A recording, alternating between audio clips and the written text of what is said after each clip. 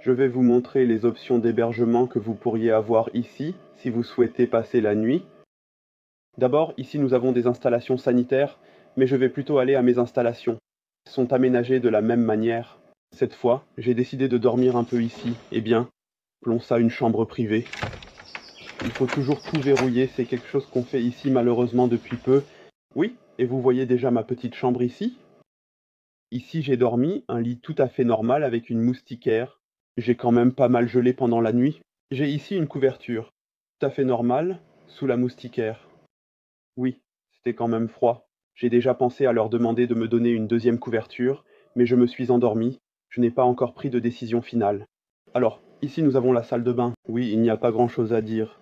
C'est juste un lavabo, des toilettes, et puis il y a ici une douche avec les tuyaux tout à fait normaux et fins. C'est tout à fait normal ici dans les pays du Sud, une sorte d'eau, et c'est bien sûr froid.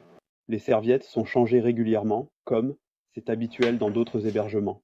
Oui, ce n'est pas spectaculaire, c'est simple, c'est fonctionnel, mais nous ne sommes pas ici. Passer des vacances de luxe dans un complexe, mais pour vivre la forêt. Et pour ça, il y a ici en fait une toute autre forme d'hébergement. Je viens juste de retirer mes bottes pour ne pas répandre ma saleté partout ici. Alors ici, eh bien, il y a ce que j'appelle une plateforme d'observation, et elle a plusieurs installations raffinées. Une fois, ils ont simplement installé des tentes avec des moustiquaires ici, et c'est ça qui est cool dans toute cette histoire. On peut logiquement l'ouvrir, on peut y entrer, on a un coussin tout à fait normal, on a un matelas, tout est sec. On pourrait maintenant penser que c'est humide. Non, ils sont complètement secs. On peut fermer le moustiquaire et alors on est tranquille avec les insectes. Et quand on regarde dehors, on voit le village communautaire et la forêt tropicale. Je suis souvent ici pendant des heures, surtout le soir, quand on ne peut plus vraiment rien faire, à partir de 17 heures, quand le soleil se couche. Ici, il y a toujours pas mal de changements, je dirais. Je m'exprime mal. Alors vous avez toujours le lever du soleil, vers 5 heures, 5h30, et exactement 12 heures plus tard, le soleil se couche aussi. C'est totalement habituel à l'équateur. Il y a, oui, jusqu'à présent, la logique du jour et de la nuit, et quand on est dans la forêt, on a aussi ce fort couvert de feuillage, et ça fait qu'on a en fait 1 heure de moins de lumière du soleil, parce que les feuilles ne laissent pas passer un peu de lumière. Et en bas, c'est sombre.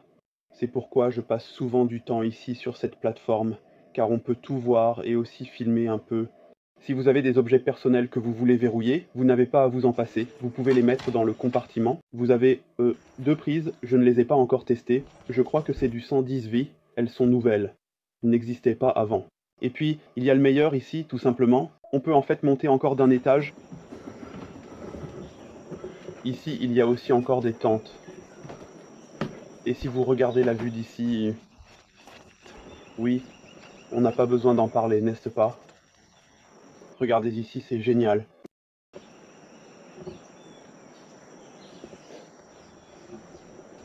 J'adore cette vue. Et surtout, vous êtes totalement en sécurité ici. Il n'y a pas de chemin de fourmis qui vous dérange pendant que vous êtes là. Souvent, c'est comme ça, tu es là, tu veux regarder quelque chose, tu te retrouves sur un chemin de fourmis, tu stresses avec les fourmis, et crois-moi, elles gagnent. Et oui, ici tu peux simplement rester debout. Tu es en sécurité, pas d'insectes, pas de serpents, rien qui te dérange, et tu peux juste profiter de la forêt tropicale.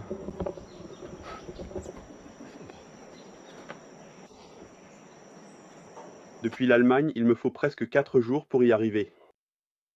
Je trouve ça juste super beau. Oui, ici, nous avons le désavantage qu'ils utilisent un toit en tôle. Et vous pouvez déjà le sentir, quand je tape un peu. Quand il pleut ici, vous ne pouvez rien faire. Donc acoustiquement, vous n'entendez rien. Il n'y a que le bruit des tambours. Tu ne peux pas discuter, tu ne peux pas écouter de podcast, c'est juste impossible.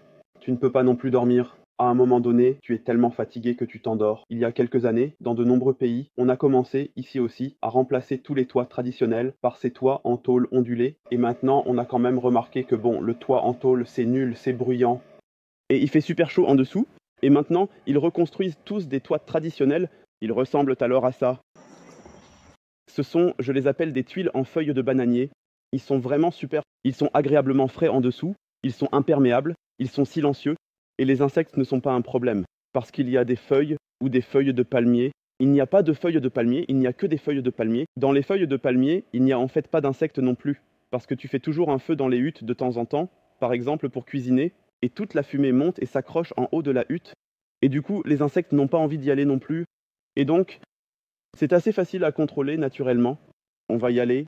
Vous pouvez d'ailleurs, pendant que je marche maintenant, il y a quelques mètres, et je dois encore mettre mes bottes, vous pouvez juste laisser un petit like. Oui, cliquez maintenant, s'il vous plaît. Merci beaucoup, et si tu ne l'as pas encore fait, abonne-toi maintenant. Alors, tu as encore environ 5 secondes, puis on ne va pas y aller. Ici, c'est toujours super sympa, les gens viennent ici. Ici, ce sont les panneaux solaires qui produisent l'électricité. On va donc y aller. Et si tu es invité, et que tu restes un peu moins longtemps, tu te mets ici à l'extérieur, et tu peux parler avec les gens. On reste un peu plus longtemps, et on va maintenant entrer. Alors, encore une fois de toi, hier, elles sont donc assises dans le hamac. Voici la doyenne du village. Notre-Dame et la cuisinière. Ah oui, je voulais dire quelque chose. Pour l'électricité qu'ils ont ici, l'électricité vient donc de l'extérieur. Ici, vous les voyez, l'électricité vient du panneau solaire, et ensuite elle est transformée, stockée ici, et puis tu peux ici consommer de l'électricité dans une certaine mesure, et on cuisine ici sur le feu. Ou plutôt, on a aussi gaz. Il y a de l'eau dans les réservoirs, ça fonctionne aussi facilement. Vous voyez, vous ne devez pas vous passer des jorkins ici. Il est maintenant environ 6 heures, ils viennent de me dire que le petit déjeuner est à 7h30. J'ai donc encore beaucoup de temps à passer ici, à rencontrer les animaux encore et encore. 2001. En fait, il y a aussi des chiens ici, et ce qui est cool, c'est que les chiens ne vont jamais dans les maisons. Ils restent donc toujours presque là. Juste dans la zone grise, il y a aussi quelques os qui traînent. Ils les mangent donc. Je vois encore un truc cool. Je vois en fait les tuiles de toit. Je pense qu'ils prévoient de couvrir ici une nouvelle maison avec des tuiles de toit en feuilles de palmier. Les feuilles de palmier sont actuellement protégées des intempéries. Ici, ce sont les feuilles de palmier. Je vais de l'autre côté pour ne pas tout déchirer ici. Tu as presque une branche. You sand, et sur cette branche, tu attaches des feuilles de palmier. Ça se fait aussi souvent les uns sur les autres. Oh là là, ça m'a fait peur. Il y a aussi un petit chien là-dedans. Tu m'as fait peur, petit. Vous voyez, ils ne sont vraiment pas envahissants, les chiens. Vous voulez toujours voir ce qui se passe, et elles sont donc empilées les unes sur les autres, et ensuite c'est super sec. Comme je l'ai déjà dit, je pourrais imaginer que c'est peut-être aussi pour la maison. Alors, elles sont fabriquées, ces tuiles de toit, alors elles sont faites de feuilles de palmier vertes, ensuite elles sont remises au soleil pour sécher. C'est un peu comme ce qu'ils font avec les fèves de cacao dont ils ont besoin pour faire du chocolat, ou alors on en a besoin en Europe pour faire du chocolat.